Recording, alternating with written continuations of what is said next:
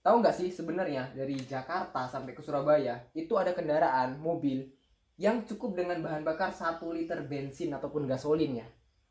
1 liter. Oke, nama penemunya ini dia kelahiran tahun 1953. Namanya adalah Tom Ogley. Tom Ogley atau Tom Ogle panggilannya itulah. Nah, jadi teknologi yang ditemukan dia saat itu bernama vapor carburetor. Jadi diambil dari uapnya, kira-kira begitulah. Nah, di zaman itu, di masa-masa dia ini, dia berhasil menemukan mobil itu bisa menempuh dengan jarak 43 km per liter tanpa mengorbankan tenaga ataupun kecepatan. Ini tuh kategori mobil jadul loh, mobil zaman dulu.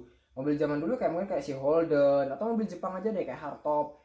Ya ngerti lah 1 liter itu sampai mana. Itu borosnya nggak karuan, luar biasa, sangat boros. Dan dia bisa buat 43 km per liter, bukan 4,3 ya, 43.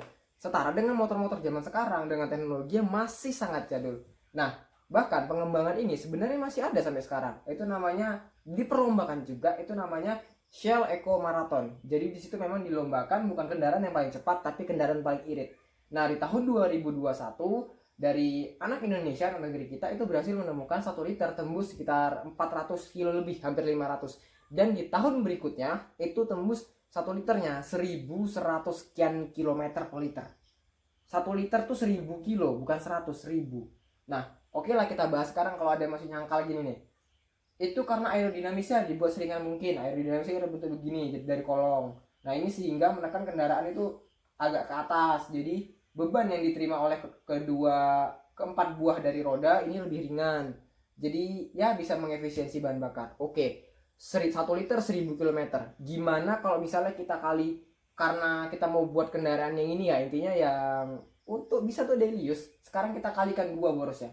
Karena faktor aerodinamis tadi lah dan bobot, kita bikinlah dia cuma mampu efisiensi yang kali 50% dari yang ini. Artinya masih mampu menempuh jarak sekitar 600 km per liter jadi cukup dari Jakarta sampai Surabaya. 1 liter masku. 1 liter brother. Bayangin. Tapi kenapa teknologi nggak diciptakan? Atau nggak dikembangkan? Gimana? Atau ada yang tahu nih, kayak misalnya teknologi yang diterapin di R3 Hybrid. Kenapa R3 Hybrid nggak lanjut produksi? Padahal R3 Hybrid itu 1 liter mampu di angka 34 km loh. Dengan mesin diesel, cc yang jauh lebih kecil, cuma 1000 sekian. Power yang saya bilang juga oke, suara yang lebih halus dari diesel-diesel yang lain. Tapi kenapa di stop produksinya? Innova Dieselmatic, apa kabar? Orang banyak yang suka, tapi kenapa di stop? Kenapa lebih ke mesin gasolin sih sekarang? Dan ujung-ujungnya beralihnya ke kendaraan listrik. Padahal dengan teknologi vapor karburator ini bisa jauh lebih efisien gitu. Oke? Coba sharing dulu.